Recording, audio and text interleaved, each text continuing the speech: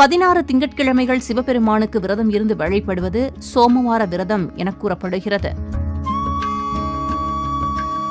சிவபெருமானுக்குரிய விரதங்களில் சோமவார விரதம் மிகச் சிறப்புடையது. இவ்விரதத்தை பெரும்பாலானோர் கார்த்திகை மாத திங்கட்கிழமைகளில் மட்டுமே கடைபிடிக்கின்றனர். ஆனால் இவ்விரதத்தை எல்லா திங்கட்கிழமைகளிலும் கடைபிடிக்கலாம். திங்கட்கிழமையில் சிவபெருமானின் 1000 திருநாமங்களை சொல்லி வில்வ இலைகளால் அர்ச்சனை செய்து வழிபட்டால் அனைத்து விதமான நலன்களும் வேண்டிய வரங்களும் கிடைக்கும் என்பது நம்பிக்கை. சந்திரனுக்குரிய திங்கட்கிழமையில் விரதம் இருந்து ஈசனை வழிபட்டால் சந்திரனின் அருளும் சிவபெருமானின் அருளும் ஒரு சேர கிடைக்கும் என்பதும் நம்பிக்கை. சோமவார விரதத்தை வாழ்நாள் முழுவதும் கடைபிடித்தால் எப்படிப்பட்ட தோஷமாக இருந்தாலும் நீங்கி சிவபெருமானின் அருளும் பரிபூரணமாக கிடைக்குமாம். கொடிய நோயால் பாதிக்கப்பட்ட சந்திரன் தன் நோய் குணமாக வேண்டி சிவபெருமானை நினைத்து தவம் இருக்க தவத்திற்கு மகிழ்ந்த சிவபெருமான் சந்திரனின் நோயை நீக்கியதுடன் நவ கிரகங்களில் ஒருவராக திகழும் வாய்ப்பையும் வழங்கினாராம்.